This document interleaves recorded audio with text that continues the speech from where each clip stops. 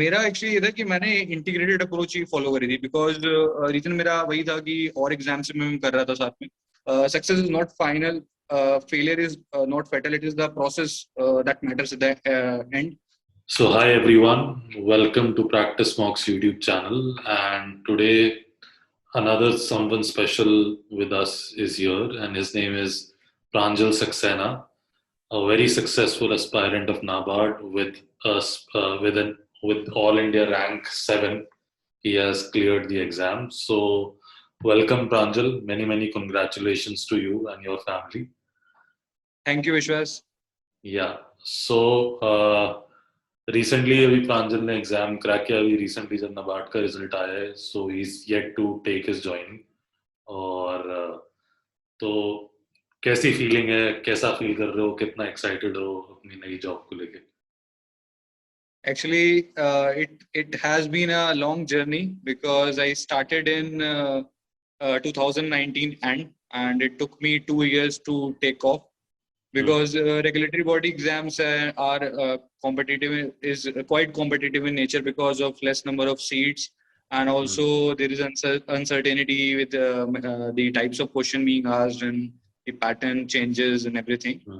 So quite happy and the feeling is sinking in. So just enjoying this moment right now. Yeah. तो यार मुझे थोड़ा सा ये बताओ कि जैसा आपने बोला यू स्टार्टेड प्रिपेयरिंग इन 2019, तो उससे पहले I think you have done engineering, right? Yeah. So let me give you a brief introduction to all aspirants. I belong to Lucknow, Uttar Pradesh, and I have done my graduation in Electronics and Communication Engineering from National Institute of Technology, Jalandhar. And thereafter, I worked in an IT firm for a year. And after that, my aim was quite clear to get into regulatory bodies. So I started preparing straightforwardly for the regulatory bodies. And this was basically my second attempt at NABARD. And in my last attempt also, I reached the mains, but was not fortunate enough to get to the final list. But this year, I was fortunate enough, and I'm in front of you right now. Great. So, जैसे आपने बोला, you already were working for an IT company, and then you had this realization, that you wish to prepare for NABARD examinations or regulatory examinations per se. तो वो transition कैसे आया? मतलब because what is interesting here is because you passed out from NIT Jalandhar, very good prominent college. I'm sure you must have had a good job.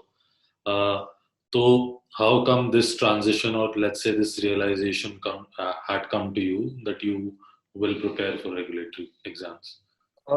There were basically when I started working in IT firms, so I realized that this is something I can't do for the rest of my life because in IT companies also the technologies are changing, but at the same time the technologies where you started working, they are quite monotonous. Like when I worked at Wipro, so I was given front-end technologies at the platform where I have to work on. So I realized that the work culture in regulatory bodies, if you see, so this is basically a mixed type of culture. You will find some corporate thing also. At the same time, they are whole, like in NABARD, if I talk about, it is wholly owned by Government of India. While at the same time, RBI also is basically a statutory organization. So their work culture is also quite good.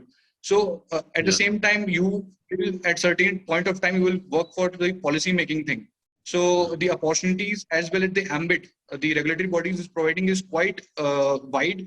The canvas is quite huge. Like if I talk about just NABARD only, so NABARD give you the to work for the projects from a wide range, like from the women empowerment to tribal development, as well as the farmer producer organizations. So that's why I felt that there is like I should go for regulatory bodies. So straightforwardly, I started preparing for regulatory bodies, and my research started during my college days only. Like when I was thinking my better career options in my life. So I basically choose regulatory bodies as a quite safer and good option for the pursuing my complete career in that. Fine. So tell me this, जैसा आपने पहले बोला कि when you gave the NABARD exam for the first time, you had gone through the prelims and finally mains तक आए, but clear नहीं हो पाया. Then in the second attempt, you did so well that you got such a good rank that you almost kind of topped the exam, because All India rank 7 is no less than that. So what happened, मतलब between this जो first attempt की journey है और जो second attempt की journey है, इसमें ऐसा क्या change हुआ which you know basically, or you could say as a catalyst आपकी journey में आया कि which you know embarked your journey on such a in such a beautiful manner? Actually, ये थ्रू माय जर्नी ओनली ये मैंने realise करी ये चीज कि रेगुलेटरी बॉडीज एग्जाम में you have to be very precise with things, because यहाँ पर कंपटीशन इतना कट थ्रोट है कि 0.25 मार्क्स से you will be in the list और you are out of the list. So you have to pinpoint your every whatever papers or the syllabus points are there and mentioned in the syllabus, things that are mentioned, you have to be prepared with all that concisely. Because reason ये है कि अगर आप बात करो RBI के syllabus का या NABARD के syllabus का, काफी ज्यादा overlap है. At the same time syllabus बहुत lengthy है, और ये जो बाकी एस्पिरेंट्स हैं जो प्रिपेयर कर रहे हैं इन एग्जाम्स के लिए, वो इस बात को नहीं समझ पाते. मतलब चीज की आरबीआई हो या नबार्ड हो, they come up with a journalist post. So आपको पीएचडी नहीं करना है इकोनॉमिक्स में, आपको पीएचडी नहीं करना है एग्रीकल्चर रूरल डेवलपमेंट में. आपको जो भी टॉपिक पॉइंट्स है आपको उसको कंसाइजली प्रिपेयर करिए, और जो जो चीज मेंशन्ड है उसको थ्रू आउट कवर करिए. मेरे पहले अटेम्प्ट में मेरे से यही गलती हुई थी. कोविड हो गया था और नबार्ड का एग्जाम फेज 1 2020 स्टार्टिंग में हुआ था और फेज 2 जो है वो सितंबर में हुआ था. तो वो 6 महीने में मैं पीएचडी वाली मोड में चला गया था कि मैंने सोचा कि मतलब निकालना ही है तो सब कुछ पढ़ डालो, सब कुछ कर डालो. तो उसमें ये होता है कि आपकी एफिशिएंसी कम हो जाती है एग्जाम के परफॉर्मेंस में. अगर आप सब कुछ पिन पॉइंटेड करके तैयार करके रखोगे, कंसाइजली मॉक्स दे रहे हो, टाइम टू टाइम एनालाइज कर रहे हो मॉक्स, इसके अलावा आपके पास पहले से ही डिस्क्रिप्टिव के नोट्स प्रिपेयर हैं और ऑब्जेक्टिव का भी आपने सब कुछ शॉर्ट नोट्स प्रिपेयर कर रखे हैं, इंडेक्सेस, स्कीम्स, हर चीज के, तो it will be easier for you to revise end of the days और आप अच्छा परफॉर्म कर जाओगे. बिल्कुल बिल्कुल, I think that's a great advice कि because end of the day whatever any regulatory body is offering you, it's an entry level position, so they are not demanding you to be experts in that particular domain or field, so that is not the requirement. So obviously आपको चीजें concise form में आप जितना पढ़ोगे और जितना absorb करोगे उतना ही आपके लिए better होगा in long term. So that is what I think Pranjal is trying to say.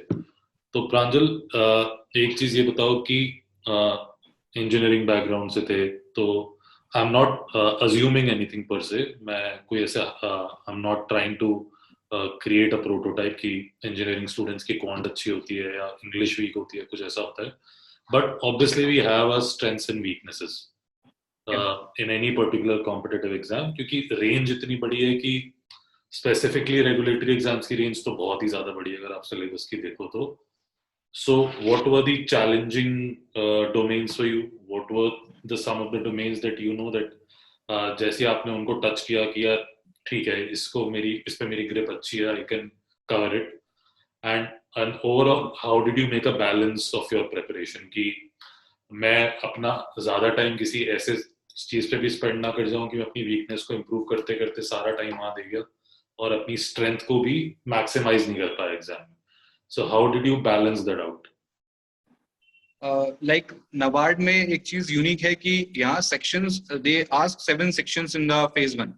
So आपको हर चीज पे ही ध्यान देना पड़ेगा because sectional cut-offs हैं सब में. तो अगर आपका एक भी मिस हुआ तो आप ऐसे ही आउट हो, ओवरऑल कट ऑफ क्लियर हो भी जाए उसके बाद भी कोई मतलब फायदा नहीं है उस चीज का. तो यहाँ पे अप्रोच बैलेंस रखना बहुत जरूरी था. और दोनों अटेम्प्ट में मैंने ये चीज मतलब पहले ही मतलब स्ट्रेटेजाइज करके रखी थी कि मैं 7 सेक्शन पे ध्यान दूंगा और उसके लिए मैं मॉक्स करता था और प्रैक्टिस मॉक प्लेटफॉर्म मैं 2020 अटेम्प्ट से यूज कर रहा था उसके लिए. बिकॉज मॉक्स मेरे हिसाब से, बिकॉज मैं थोड़ा ऑब्जेक्टिव काइंड ऑफ पर्सन हूँ, तो मेरे को थोड़ा है कि मेरे लिए प्रिपरेशन पहले मैं उसको बेटर जब पर परफॉर्म नहीं कर लेता हूँ मॉक्स वगैरह में, तब तक मैं नहीं मान पाता कि मेरी प्रिपरेशन हुई है उस चीज की. सब्जेक्टिव काइंड ऑफ स्टफ में नहीं बिलीव करता मैं इतना ज्यादा. तो मेरा यही था कि मैं जैसे अगर पॉइंट है, अगर मैंने कोई टॉपिक पढ़ लिया या रीजनिंग है, मैंने वो टॉपिक प्रिपेयर कर लिया, उसके बाद मैं मॉक्स प्रैक्टिस करता था और उसके बाद एनालाइज करता था कि कहाँ पर मैं पीछे रह रहा हूँ, कहाँ पर मेरे को रिक्वायरमेंट है और थोड़ी एफर्ट्स डालने की। तो यहाँ पर भी यही था कि मैंने मॉक्स दिए सातों सेक्शन के लिए। मेरे लिए चैलेंजिंग थोड़ा सा रहा वो एग्रीकल्चर रहा, जो हर इंजीनियरिंग बैकग्राउंड के या फिर साइंस बैकग्राउंड के लोगों को रहेगा थोड़ा स्टार्टिंग में, क्योंकि एग्रीकल्चर थोड़ा नया है। बट उसके लिए भी मैंने ये चीज निकाल ली थी, मतलब सेकंड अटेम्प्ट तक मेरे को समझ में आ गया था कि what exactly they ask and क्या टॉपिक रहते हैं। जैसे animal husbandry is sure short, soil science is sure short, basics of agriculture they ask, irrigation पे क्वेश्चंस, आपका इसके अलावा इस एग्रीकल्चर स्कीम्स पे क्वेश्चंस, करंट अफेयर्स में जो भी आपका ministry of agriculture and farmer welfare जो भी नई स्कीम लेके आ रही है या फिर जो भी न्यू डेवलपमेंट चल रहे हैं चीजों पे, तो वो शॉर्ट शॉर्ट क्वेश्चंस मतलब रहते हैं एग्जाम में। तो आप मतलब ऑब्जेक्टिवली ही उसको लेके चलोगे, बिकॉज मैं प्रिपेयर कर रहा था तो मेरा फोकस था तीनों रेगुलेटरी बॉडीज पे, सेबी हो, नाबार्ड हो, आरबीआई हो, तीनों में ही मतलब मैं मतलब प्रोसेस में रहता था कि मेंस तक पहुंचा, किसी के इंटरव्यू तक पहुंचा। तो मेरे को था कि मैं तीनों चीज बैलेंस बना के चलना है। तो मैं, मेरे पास वैसे भी इतना टाइम नहीं होता था कि मैं एक पे इतना ज्यादा ध्यान दे पाऊँ।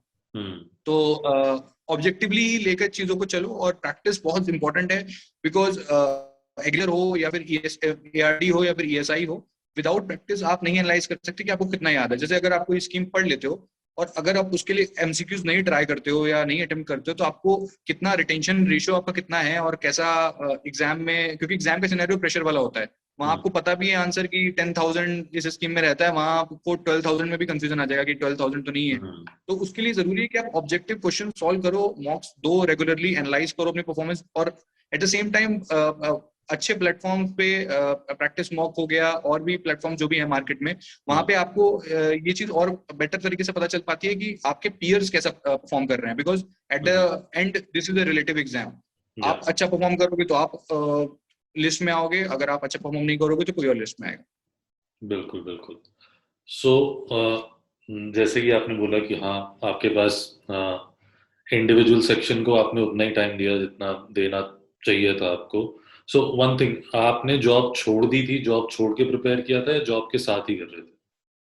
नहीं, मैंने जॉब छोड़ दी थी और मैं होल टाइम प्रिपेयर कर रहा था। Okay okay. तो अच्छा, एक ऑब्वियसली प्रिपरेशन वाला पार्ट सबका अपनी जगह है, आप प्रिपेयर करते हो, सब कुछ करते हो, और वो सभी करते हैं। किसकी स्ट्रैटेजी क्या है, नहीं है, गलत हो सकती है, सही हो सकती है। इसके साथ आई थिंक एक जो और सेगमेंट आ जाता है, मतलब दैट इज इंडिविजुअली जो आप फील कर रहे हो प्रिपरेशन के टाइम स्पेसिफिकली, क्योंकि जैसे लेट्स सपोज आपने जॉब क्विट करी है, ऑब्वियसली पेरेंट्स से वो चीज़ कन्विंस कराना, समझाना, और पेरेंट्स चलो मान भी गए तो और एक्सटर्नल फोर्सेस होती हैं जो आपको पता ही है शायद, जो चढ़ जाती हैं सर पे। तो amongst all of that, how did you manage to to keep yourself going? क्योंकि obviously फर्स्ट ईयर में सक्सेस नहीं मिली, और उस नाबार्ड के अलावा भी आप, आई एम श्योर आपने और भी एग्जाम्स दिए होंगे, शायद उनमें भी शुरू में सक्सेस नहीं मिली होगी। So how did you keep yourself going? What was your mantra? मतलब कोई हाँ एक चीज ऐसी स्पेसिफिक नहीं हो सकती कि हाँ भाई ये करके you kept on moving. So what was your mental space like? मेरा मानना ये था हमेशा से, मैं प्रिपेयर करना स्टार्ट किया था मैंने, कि you should be very clear with your aim. लोग आपको उस प्रोसेस में जज करेंगे कि मतलब अच्छा कॉलेज से पढ़े, जॉब छोड़ दी, मतलब, पर eight the and result matter करेगा, और आपका मेंटल स्पेस कैसा रहता है वो जॉब लेने के बाद। जैसे right now what I am feeling, this is something that only I can feel. सामने वाला इंसान वो चीज फील नहीं कर सकता, बिकॉज मेरी मेहनत रंग लाई, एंड में मुझे कुछ मिला और वो चीज मैं चाहता था, मतलब बहुत उसके लिए मैंने उसके लिए काफी मेहनत करी थी। तो मेरे को ये चीज था कि मेरे को नहीं फर्क पड़ता था, और एट द सेम टाइम जब प्रिपेयर कर रहा था तो मैं खुद को सराउंड करता था पॉजिटिव लोगों के साथ। मेरे जो फ्रेंड्स थे, जो मतलब they were, few of them were in job, few of them were also preparing, so वो सपोर्टिव थे काफी ज्यादा। वो कहते थे जैसे मतलब अगर कोई एग्जाम मेरा नहीं हुआ तो मैं बताता था कि यार ये यहाँ पे रह गया, so they used to keep me motivated. At the same time my parents were very very supportive, because my father is also a government servant, so he has been pushing me कि अच्छा है, class में job में जाओगे, your life will be different, keep on keep on trying, because ये ऐसा चीज है कि नबार्ड की बात कर लें या किसी भी रेगुलेटरी बॉडी एग्जाम की बात कर लें, जनरल में seat is hardly 30 to 60, RBI में 60, नाबार्ड में 30। सो यहाँ पर कोई एक्सक्यूज नहीं है, आपको प्रिपेयर करना है, आपको अपना 100% डालना है, उसमें आपको रिजल्ट मिलता है तो well and good, otherwise try for the next attempt. तब तक जब तक, और at the same time I would say कि एक बैकअप भी होना चाहिए, बिकॉज मतलब आप फुल ऑन लगे हुए हो एट द सेम टाइम। मैं मतलब मैंने खुद बैंकिंग एग्जाम दिया, इसके अलावा आईबीपीएस पीओ मैंने दिया था, आईबीपीएस पीओ मैंने क्लियर कर लिया, और इसके अलावा मैंने सिडबी का एग्जाम दिया था, आरबीआई और नाबार्ड और सेबी तो मैं कर ही रहा था। तो मैं साथ में जो भी और एग्जाम अच्छे स्ट्रेचर के निकलते थे वो मैं भर लेता था, किसी वजह से कि मेरे को ये पता चलता रहे और कॉन्फिडेंस आता रहे कि मैं और कुछ भी ट्राई कर सकता हूँ अगर मेरा ये नहीं होता है। बिकॉज अदरवाइज फिर आप एक मेंटल उसमें चले जाते हो कि यार कि निकल नहीं रहा, और लोगों का निकल रहा है, हर साल लोग निकल रहे हैं, मैं यही रह जा रहा हूँ, नहीं पता चल रहा है। तो फिर थोड़ा मतलब आपको डाइवर्सिफाई करके चलना पड़ेगा ये चीजें यहाँ पर। और इसके लिए मैंने एक कोट भी थी, मतलब जो मैंने पढ़ी थी, मैं काफी मतलब उस चीज पे काफी मतलब मानता हूँ वो चीज कि success is not final, failure is not fatal, it is the process that matters at the end. So process में बिलीव करना चाहिए मेरे हिसाब से, क्योंकि सक्सेस जो है वो फाइनल है, और फेलियर से आप मतलब खत्म नहीं हो जाओगे, तो आपको कीप ऑन ट्राइंग, आपको आपकी मंजिल जरूर मिलेगी। बिल्कुल बिल्कुल। सो आई थिंक बहुत अच्छी बात है, मतलब trust the process, because process भी काफी यूनिक है एज एन इंडिविजुअल जैसे हम होते हैं अपनी लाइफ में, क्योंकि कौन कैसे बैकग्राउंड से आया, उसके लाइफ के क्या सर्कमस्टांसेस हैं, किसी का फर्स्ट अटेम्प्ट में क्यों निकल गया, किसी का थर्ड अटेम्प्ट में क्यों निकला। So there could be an number of reasons.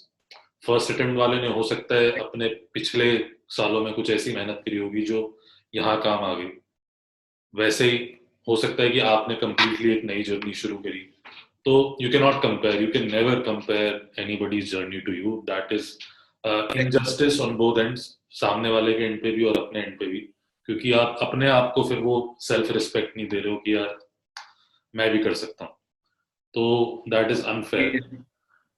सो प्रांजल, एक चीज और बताओ, I think many aspirants might have this question कि प्रीलिम्स और मेंस का कॉम्बिनेशन, मतलब जो एक, क्योंकि नाबार्ड का प्रीलिम्स ऑब्वियसली 5-6 सब्जेक्ट है, फिर जब आप मेंस में जाते हो तो वो थोड़ा सा प्रिसाइज और कंसाइज हो जाता है, बिल्कुल ही नेचर चेंज हो जाता है काइंड ऑफ। तो इन दोनों की प्रिपरेशन का बैलेंस कैसे किया, कि क्योंकि हो सकता है क्योंकि कुछ लोगों के लिए शायद डिस्क्रिप्टिव पार्ट ज्यादा चैलेंजिंग हो, उनको शायद उनके लिए ज्यादा प्रैक्टिस चाहिए हो, और शायद उनके लिए कुछ चीजें फेज 1 की आसान हो। सो आपके लिए भी कुछ ऐसा था, या फिर you followed the same thing कि भाई हाँ मैं इक्वल इक्वल टाइम डिवाइड करके ही सबको उतना ही टाइम दूंगा और I will see how things work? मेरा एक्चुअली ये था कि मैंने इंटीग्रेटेड अप्रोच ही फॉलो करी थी, बिकॉज रीजन मेरा वही था कि और एग्जाम से मैं कर रहा था साथ में। तो मेरे को यही था कि जैसे ईएसआई और एआईडी हो गया, तो अगर आप फेज 1 के लिए उसको प्रिपेयर कर रहे हो तो मैं कहूंगा कि थोड़ा लिमिट्स पुश करो, उसको फेज 2 के अकॉर्डिंगली थोड़े मतलब ज्यादा फैक्ट्स और ज्यादा चीजें पे फोकस करो। मतलब अगर मैं नाबार्ड की बात करूं तो जो चीजें मेरी ऑब्जर्वेशंस रही हैं वो 2 अटेम्प्ट्स में, वो ये रही है कि वो फ्लैगशिप स्कीम्स पे काफी फोकस करते हैं। पीआईबी एक सोर्स रहता है हमेशा जहाँ से क्वेश्चन रहता है, इसके अलावा गवर्नमेंट वेबसाइट्स वो बहुत देखते हैं। अपीडा की वेबसाइट से डायरेक्ट क्वेश्चन मैंने देखा, सीएसईपी की वेबसाइट से डायरेक्ट क्वेश्चन मैंने देखा। तो इसके लिए यही है कि आप जो है दोनों फेजेस को साथ में लेके चलिए, बिकॉज टाइम भी ज्यादा नहीं रहता है, हार्डली फेज 1 और फेज 2 के बीच में 20 to 25 डेज का डिफरेंस रहता है। और फेज 1 होने के बाद ही फेज 2 में आपके पास मतलब सिर्फ 2 ही चीजें बचती हैं, that is ESI and ARD as well as descriptive English. Descriptive English भी चीज है जो आप स्टार्टिंग से थोड़ा प्रैक्टिस में लेके चलिए, बिकॉज जो एक्सप्रेशन होता है लिखने का वो आपको रातों रात या 20 दिन में नहीं आ पाएगा, उसके लिए आपको थोड़ी प्रैक्टिस, थोड़े एफर्ट्स स्टार्टिंग से डालने पड़ेंगे। तो वो चीज आप लेके चलिए। और ईएसआई और एआरडी में अगर आप दोनों चीजें मतलब साथ में लेके चल रहे हैं फेज 1 की स्टार्टिंग से ही, तो फेज 2 में आपके 20 दिन के टाइम में वो चीज काफी इजी हो जाएगी, बिकॉज आपको सिर्फ रिवीजन करना रह जाएगा। आप रिवाइज करिए उस चीज को जो आपने फेज 1 में कर रखा है। और बाकी नाबार्ड में एक चीज और जो उन्होंने लास्ट एग्जाम से ही इजी कर दिया, वो ये कर दिया कि मेरिट सेक्शंस में सिर्फ एआरडी, ईएसआई और जीए को छोड़ा है, बाकी सेक्शन जो है वो क्वालिफाइंग है। तो आपको reasoning, quant, English computer and decision making में इतना ज्यादा मतलब एफर्ट्स डालने की जरूरत नहीं है। आप जो है यही कर सकते हैं कि आप मेक श्योर करें कि आपका उतना निकल जाए, मतलब उतने मार्क्स आप आ जाएं कि आपका सेक्शन निकल जाए। तो लेकिन आप छोड़ें कुछ ना, बिकॉज अगर आपका डिसीजन मेकिंग से रुक गया फेज 1 या आपका कंप्यूटर से रुक गया फेज 1, तो फिर आपका पूरा साल से मतलब एक तरीके से पूरा अटेम्प्ट ही चला गया और नेक्स्ट ईयर के लिए तैयार करोगे। तो आप सारी चीज लेके चलो, और आप ऐसे सोर्सेज फॉलो कर सकते हो, जैसे अफेयर्स क्लाउड एक अच्छा है करंट अफेयर्स के लिए, एक अच्छा मतलब सोर्स है, आप उसको फॉलो कर सकते हो, बिकॉज उसमें आपका फेज 1 फेज 2 के लिए कंपेरेटिवली अच्छे तरीके से कवर करते हैं वो। तो ये लेके चलिए, और साथ में पीआईबी आप देखते रहिए, बिकॉज पीआईबी से डायरेक्ट क्वेश्चन वो पूछते हैं। पीआईबी से जैसे फ्लैगशिप स्कीम्स हो गए वो डायरेक्टली पीआईबी से उसको उठा लेते हैं। तो पीआईबी यूज करना इज काफी important whether is been phase 1 phase 2। और there are schemes that are directly been mentioned in the syllabus, like आपका दीनदयाल उपाध्याय योजना, एनआरएलएम, डीएवाई एनआरएलएम, इसके अलावा आपका एमजी नरेगा, इसके अलावा आवास योजना। तो ये सारी बेसिकली स्कीम्स जो है उस पे आपका फेज 1 फेज 2 आपको दोनों में क्वेश्चन मिलेंगे ही मिलेंगे। तो ये मतलब आप सिलेबस को स्टिक करके चलोगे तो आपके लिए चीजें कवर करना भी आसान हो जाएगा, और एट द सेम टाइम आपको वो अच्छा रिजल्ट भी यील्ड करेंगे। तो मेरी एडवाइस यही रहेगी सबके लिए। बिल्कुल बिल्कुल। तो one of the questions I wish to ask is कि how did you find practice mock, मतलब as in the context of regulatory exams, what was your experience like? आपको overall क्या चीजें पसंद आई and the things that helped you with your preparation? Like in general, if I talk about practice mock, because मैं इसको use कर रहा था not just for NABARD, I have used for RBI also. So I found that exam की requirement के हिसाब से आपको एक प्लेटफॉर्म या एक ऐसा मतलब एक ऐसी टेस्ट सीरीज चाहिए रहेगी कि आपको वो एग्जाम के लेवल से ऊपर की प्रैक्टिस भी कराए और नीचे की प्रैक्टिस भी कराएगा। बिकॉज आईबीपीएस के एग्जाम्स में ये चीज रहती है कि वो कोई पर्टिकुलर ट्रेंड फॉलो नहीं करते। वो कभी पेपर बहुत हार्ड डाल देंगे, कभी पेपर बहुत ईजी डाल देंगे। तो आपको हर चीज के लिए प्रिपेयर होना जरूरी है। तो वो चीज मेरे को काफी अच्छी लगती है प्रैक्टिस मॉक की, कि they give you both. They don't give कि ऐसे टेस्ट बना के दे रहे हैं कि बहुत हार्ड हैं और आप 50-60 नंबर लाने में भी आपकी मतलब नहीं आप ला पा रहे हो, और एट द सेम टाइम कि आप इतना इजीली भी स्कोर नहीं कर दे रहे हो कि आपका कॉन्फिडेंस शूट कर रहा है कि मेरे 120-130 नंबर आ रहे हैं, मेरा तो निकल ही जाएगा। तो वो दोनों तरीके की प्रैक्टिस आप प्रैक्टिस मॉक के प्लेटफॉर्म पे आपको मिल जाती है। तो I find it quite useful, specially RBI NABARD तो मैंने मतलब अच्छे से ही फॉलो किया है प्रैक्टिस मॉक को। तो मैं मतलब सबको एडवाइस कर सकता हूँ कि अगर आपको कोई प्रैक्टिस के लिए टेस्ट सीरीज चाहिए तो you can go for practice mock. बिल्कुल। So this would be my last question to you, and इस पे आप थोड़ा सोच के बताना कि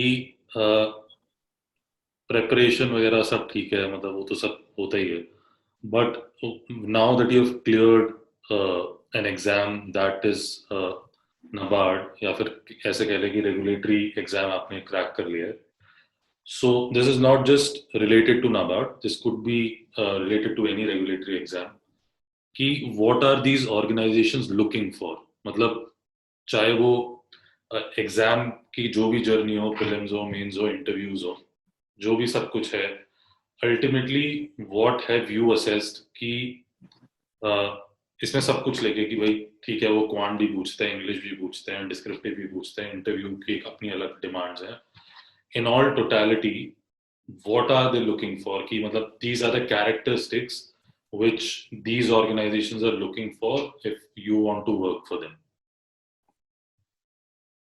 What I have observed is कि like इनका प्रोसेस ना रिग्रेस होता है कि पेशेंस वो आपको ऐसे सिखा देते हैं। बिकॉज आप यहाँ के सिनेरियो में भी आओगे, whether you will working in RBI और NABARD और सेबी, पॉलिसी मेकिंग में भी पॉलिसी समथिंग आप आज डिवाइस कर दोगे तो तुरंत चेंज नहीं आ जाएगा। वो आपको उस चीज का पेशेंस, आपको स्टिक रहना पड़ेगा। जैसे आरबीआई भी अपने हिसाब से इंटरवेंशंस करते रहता है इकोनॉमी में, कि रेपो रेट बढ़ा देता है, कम कर देता है, उसके रिजल्ट्स का वेट करता है कि इकोनॉमी में क्या चेंज आ रहा है। तो एक पेशेंस आपको बहुत इजीली वो सिखा देते हैं। दूसरी चीज ये है कि आपको चैलेंज इजीली लेना, मतलब वो आपको पेपर इतना मतलब प्रोसेस रिग्रेस है, और पेपर में भी वो ऐसे बाउंसर्स डालते हैं कि आपको कोई स्कीम्स अनोखी स्कीम दे दी उन्होंने एग्जाम में, या पेपर उन्होंने अचानक से बहुत हार्ड कर दिया या बहुत इजी कर दिया। तो आपको परफॉर्मेंस हर सिचुएशन में करनी आ जाती है कि अगर इजी पेपर आ रहा है तो आप उसमें आराम से 40+ स्कोर कर रहे हो, आपका एग्जाम निकल रहा है। टफ पेपर आ रहा है तो भी आप 25+ स्कोर कर रहे हो, बिकॉज आप तैयारी उस तरीके से कर रहे हो। तो आपको लाइफ लॉन्ग एक चीज वो दिखा देता है कि आप लाइफ में कितने भी चैलेंजेस आ जाए, अप्स एंड डाउन्स होते रहे, तो आप उसको अच्छे से मतलब अकोमोडेट कर ले जाओ। तो ये चीज आपको दिखा देता है। तीसरी चीज, आप मतलब you are basically the selected few among many.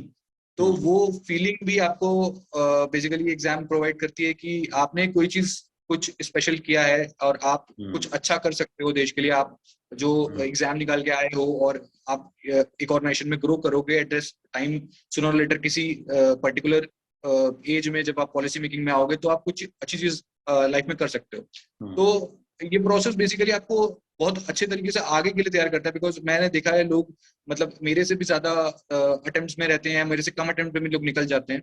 तो सबका माइंडसेट ऐसा नहीं रहता, लोग 3-4 अटेम्प्ट में फ्रस्ट्रेट हो जाते हैं। पर मेरे हिसाब से यही है कि आप अगर आप प्रोसेस में हो ना, आप सेबी नहीं निकलेगा तो आरबीआई निकलेगा, आरबीआई नहीं निकलेगा तो नाबार्ड निकलेगा। आपकी पढ़ाई कभी वेस्ट नहीं होगी, बिकॉज ये रूल है कि आपकी मतलब मेहनत कभी वेस्ट नहीं होगी, आपको कुछ ना कुछ उस चीज का पक्का रिप होगा। I have seen many UPSC aspirants, like मैं और लोगों के इंटरव्यूज भी देख रहा था आरबीआई में या फिर सेबी में या नाबार्ड में भी लास्ट ईयर। बहुत यूपीएससी एस्पिरेंट्स भी यहाँ पे आए जो they have tried very hard for UPSC, because class 1 services India में बहुत लिमिटेड है। इफ वी सी कि बल्क में इतनी वैकेंसीज नहीं है यहाँ पर, तो लिमिटेड सिनेरियो में इन एग्जाम्स में आपको हर चीज देनी पड़ेगी। होगा बहुत बार आपका नहीं होगा, एक्सक्यूजेस लेने पड़ेंगे कि हाँ ठीक है ये चीज यहाँ कम रह गई, उसको अगले अटेम्प्ट में उसको इम्प्रूव करना पड़ेगा। तो in totality what you are asking, I totally got it कि आप जो कहना चाह रहे हो, मैं यही बोलूंगा कि आपको लाइफ के लिए रेडी कर रहा है ये एग्जाम और ये प्रोसेस। ये 3 साल या 2 साल या 1 साल जो भी आप जितने भी आपको लग रहे हैं, या 4 साल 5 साल जो भी है, जितना भी टाइम आपको लग रहा है, ये आपको लाइफ के लिए रेडी कर रहा है, हर चैलेंजेस को झेलने के लिए रेडी कर रहा है। So enjoy the process, and I wish all the future aspirants all the best. I think you summed up on a very good note. So basically, as he said, they are preparing you for life. So obviously, it is kind of what these exams are doing to you in life is building your character. They are shaping your character every day. They are molding you in a way that you become very strength oriented in life. You have a very positive mindset towards life and you know how to deal with challenges. So अगर आप उस नजरिए से चीजें देखोगे, so I think your journey should become easier in a sense कि maybe you'll always look for positive in things even when things are not going in your way. So thank you so much Pranjal for joining with us today. Very soon this interview might be out. शायद तब तक आपकी शायद joining भी हो जाए, तब तक ये interview आए. So all the very best for your new job. Many congratulations to you again, to you and your family and your loved ones. Yeah. So कैसा लगा आप लोगों को इंटरव्यू, प्लीज कमेंट सेक्शन में बताना। और क्या क्वेश्चंस हम पूछें बाकी एस्पायरेंट से जिन्होंने रेगुलेटरी एग्जाम्स क्रैक किए, will do that. And yeah, so again a big thumbs up to you Pranjal. Keep living a very good life and let's hope कि आपकी जर्नी से और बहुत लोगों को काफी इंस्पिरेशन मिले। Thank you. Sure. Okay, thank you so much.